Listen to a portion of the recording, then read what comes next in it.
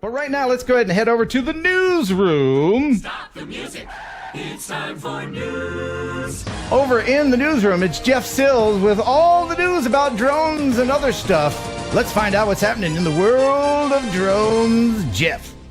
Howdy, sir. Good to see you. You too. All Welcome. right. You had a guest, or I guess not a guest, but we had one of your viewers sent you some video that he filmed of a ship in a canal and mentioned that he had some problems with the FAA. I think you have the footage for that. Oh, yes. This is outstanding footage. But yes, there's a story that goes along with this. Check this out. This is awesome footage. So, Jeff, what's the story? Well, okay, so he was filming this ship, and it was on a canal that is owned by the Army Corps of Engineers. And they reached out to him to let him know that they don't want him flying his drone over their canal, which they actually have a right to do. Since 2018, they've made it a restriction to fly over many locations that are owned and operated by the Army Corps of Engineers in New Jersey, or in New England, Nashville, Jacksonville, Oklahoma, several places. So, and he's not going to get like any trouble from what I understand in the videos. This is just a warning to let him know not to do this again. But the footage is really, really good. It really is. I filmed a dam once and got a call from the Army Corps of Engineers saying, hey, you mind taking that down? They weren't really, they didn't say that. They said, you take that down. And I said, yes, no problem. This was a video you posted? That's how they found you? That's right. Yep. Okay. Yep. But I like how none of the crew cares, though. They're all yeah. No, they're waving. Yeah, nobody cares. But they're probably like, is that yours, Bill? Is that you? Is that Bill flying that? The best shot is coming up. There's a shot of this boat being pushed in with tugboats. It's just astonishingly wonderful. By the way, thank you, Fly Natural. $5 super chat. First super chat. Can't watch the entire show. Hitting the road. Thanks for doing what you do, Ken, Chris, and Jeff. You got it. Thank you, Fly Natural. Look at that. Ooh. Here comes the best shot of the whole video. Right there. Nice. Just beautiful. He tracked that thing for quite a ways. Yeah, he did. Yeah. It's absolutely stunning. And I'm glad we got to see the video before the Army Corps of Engineers put him in jail. That's really nice. Well, and to jump into the next story, a gentleman in China decided that there was a chemical plant explosion near where he lived. A lot of people got injured, and he thought it'd be a great idea to take his drone up and get some footage of the aftermath of this huge chemical plant explosion. What he didn't realize is that the company that runs the place uses a drone jammer, and this is the reaction his drone gave him. Yeah. Did it crash? Oh. It did crash, right? There's no indication that it crashed, but he was impacted directly by the jammer. Yeah, that, and this is something they're talking about doing here, that kind of thing. Yes. Yeah. Over critical infrastructure. Yes. Because the government can't trust us to police ourselves because there are idiots amongst us. All right, so to step into the next one, you guys know that company Sky super intelligent drone? We didn't hear what you said because one of your kids is playing Angry Birds online or something. Yeah. Okay, so you guys are familiar with the drone company Skydio. They make that super intelligent drone that can fly through like woods and stuff. Right. It doesn't use GPS. It uses onboard sensors to navigate its way around the world. Yeah. Yeah, they're in trouble with the Yellowstone National Park because apparently as part of one of their True Follow Me technology videos, they filmed a rollerblader kicking it along the West Thumb Geyser Basin Boardwalk, which is a serious no-no in Yellowstone National Park. Yeah. There's no video. They've since taken it offline and of course they're not allowed to show it. But they got in a lot of trouble with Yellowstone, and Yellowstone's admitted that they've had at least 40 flights over the last year that led to citations up to $1,000 in fines for each one of the individual pilots that they caught. So even the big companies that are trying to promote their products make these mistakes and flying in parks that you're not supposed to. So it's not worth it. It's not worth trying to fly where you're not supposed to. Just don't do it. And I heard that, particularly with Yellowstone, about 10 years ago, the reason they started the ban was there was one moron who started a buffalo stampede. Whoa. And then another guy who flew up, what is it, the golden eagles that build their nests like right up on the high up on the cliffs, and was trying to get up there to get a shot of just this bird that they thought had some eggs in the nest and crashed into the nest. That was back with like the Phantom 1 where they were really unpredictable. But yeah, that was kind of what I heard. I mean, that's just what I heard, that was the start of when things really started getting bad for flying in parks. Well, that, and then mixing the growth of the drone industry and the number of people that were bringing drones out there, it just got to the point where it was untenable for them to be able to monitor it. So, but the rules are there for the parks. I think it's a good thing. There are plenty of other places that we can film. Sure. I mean, it's unfortunate that they're sitting on some of the most beautiful land, in the Western world. It really is unfortunate, but I understand too. You're thinking about the vast majority of people that come want to enjoy nature, and they don't want to hear just drones buzzing around. And yeah, I get it. I really do. Well, that said, I have a video later that someone sent me of, dare I say, Mount Rushmore. We'll watch that later. Very naughty. Okay, so next in the news, in Lau Lau Bay, Micronesia, there were 7 people that had gone swimming, and they got caught in the surf and started getting pulled out to sea.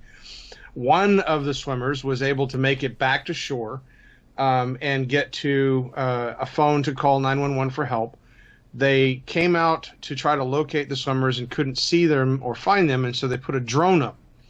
And the drone was able to find the swimmers after about 30 or 45 minutes of looking, and they were able to direct the impact rescue boat directly to where the swimmers were, and were able to rescue all of the remaining swimmers. So it was a very productive and successful way of using a drone in rescue, and worth mentioning in the news. Absolutely. I love hearing good news drone stories. Hey, that sounds like space stuff. I've got something for you on space stuff. Space stuff. Are you familiar with SpaceX? Nope, never heard of it. Them?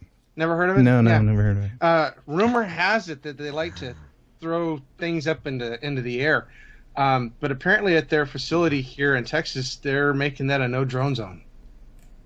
For the past few days, tests have been ongoing for the Starship prototype hopper. No liftoff or soaring rocket over Brownsville skies this week. However, many remain hopeful that the Raptor engine gets tested sometime this week. In addition, visible changes in terms of security. Road closure signs now visible with active checkpoints at scheduled times. Also new to the area, more than one deputy on site, along with multiple signs placed on the road prohibiting drone usage, with signs warning of a $10,000 fine for using an aerial drone. We're not able to fly today as well because of the temporary flight restriction that's in the area that's in effect up until tomorrow. And even if the signs were not in place, the drones could not have flown today due to FAA restrictions, which prohibit the drones from flying this week. Yeah, that's probably where you don't want to fly either. If you have to pause and think, wow, this is really cool, but do I? If you have to pause even for a second, then just, err on the side of caution. Wouldn't you say? Yeah. Yeah. And Robo Air, thank you. $1 super chat from Robo Air. Thank you so much. Appreciate it. In Albany City, the frustrated residents were hoping to down hovering drones in their area because they were complaining about the noise and the interruption and things about believing that they were being spied upon or being harassed. Joseph Allison, Cutting-edge drone tracking technology is taking off at San Francisco-based D-Drone. Suddenly, it's a big deal. CEO Jörg Lampert says business has soared after drone sightings grounded hundreds of flights last December at Gatwick Airport. All flights cancelled because of the drone. This was the first time it caused money. So far, there have only been close calls, but some aren't taking chances. SFO is one of the airports looking to install a drone detection system. San Francisco International Airport averages 1 drone sighting a month. Spokesman Doug Yakel says the airport is about ready to open bids for an anti-drone program. We want to get a system that also tells us where the problem is, and that's really what was missing from Gatwick. Is they knew that there was a problem, but they didn't know where the operator was at. Technology now makes it possible to pinpoint the operator. Oh, this is the whole trajectory. Yeah, the whole flight path of the drone. Using radio frequencies, the folks at D-Drone track the aircraft using sensors shown as blue circles. They turn red when a drone, that's the orange square, breaches the perimeter. The orange line follows its movement in real time. We're totally able to localize the drone. We're able to localize, where it's flying, how many times it had been there, what kind of drone is it. We're able to spot the operator where it is. Nationwide, pilots reported more than 2,300 drone sightings last year. The FAA says it's working with Justice Department and Homeland Security officials to test and evaluate detection systems, but tells me we have not yet determined the most effective combination of technologies, which may also vary by airport. Yeah, that's the future. Everybody's going to know where your drones that are. Number? The number? 2,300 drone sightings. That might be a little inflated. A drone sighting too doesn't mean it was close. It just means like, oh, look, a drone. Yeah. Yeah. Sighting. Yeah. I probably have 100 drone sightings every week myself. Oh, yeah. And those drone sightings could be from the light aircraft as well as the major airlines. So yeah. Okay. So yeah, that article was for the San Francisco. We're moving on, Jeff. Moving on. We're moving on. So the final story for this afternoon is going to be UPS has partnered with a company called Matternet to transport medical supplies via drones between hospital systems in Raleigh, North Carolina. This is pretty cool technology. This is Jetson stuff. Completely automated system, and they fly pre-programmed flight paths. So stuff you have to get to another place quickly, like blood. They just come out and they put it in the drone, they identify which hospital it's going to, and it automatically flies there. Is this just for blood and hospital stuff, or can I order a burger? It's just for Now medical you're talking. samples and supplies and specimens to be transported. Okay, because I imagine a burger delivered like this would cost $200. Yeah, that's cool. That's a cool idea.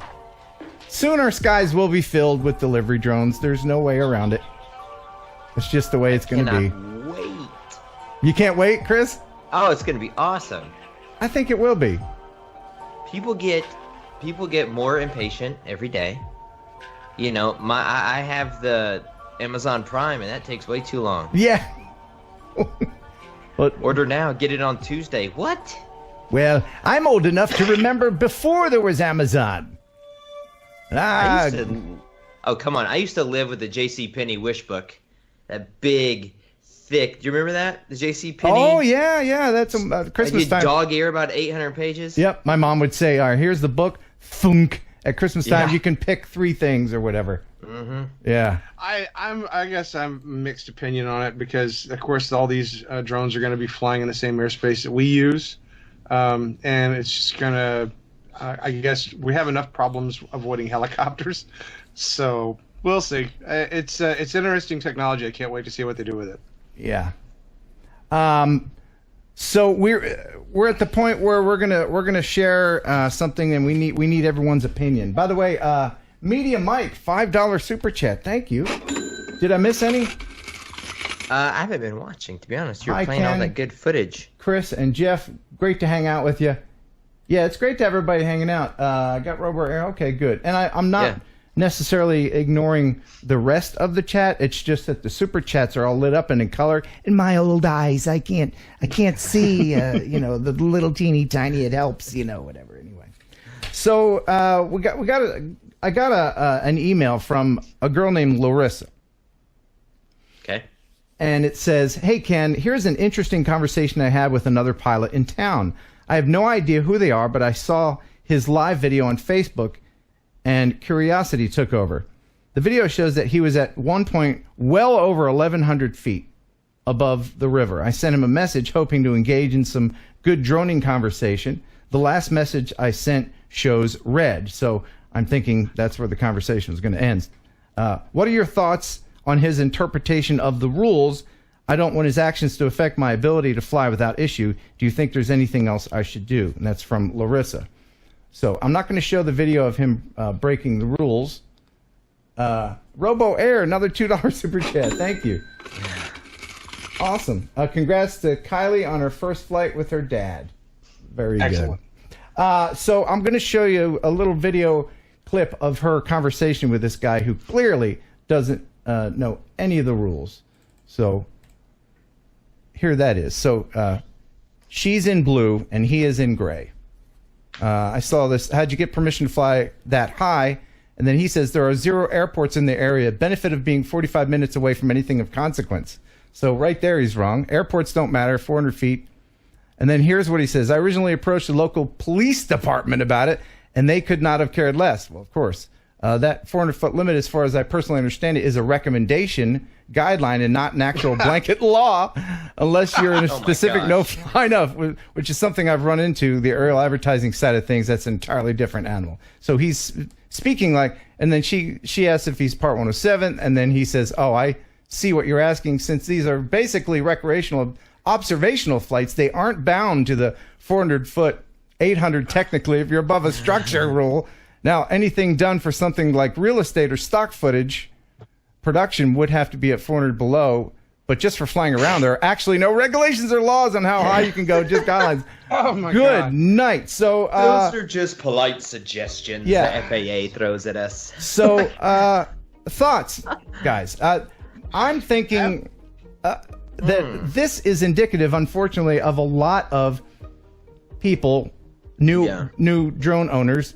They hear somebody saying something like this, and they're misguided, and then they latch on to something that they want to hear. You know, like, well, I want to fly 800, 1,000 feet high, so, well, this person said, and then they don't look any further. They don't look into it. Yeah, and the thing is if you're going to be flying something like one of these DJI drones, you take the time to go out and research and learn the rules and regulations, since you're going to be flying a pretty expensive component in the air, that you don't want to take any risks with it. This is just a prime example of somebody that just doesn't care. They're not following the rules. Mm-hmm. Mm-hmm. And unfortunately, ignorance is no excuse, and there's a very expensive lesson ahead for this person if they don't take the time to learn. Yeah. Chris?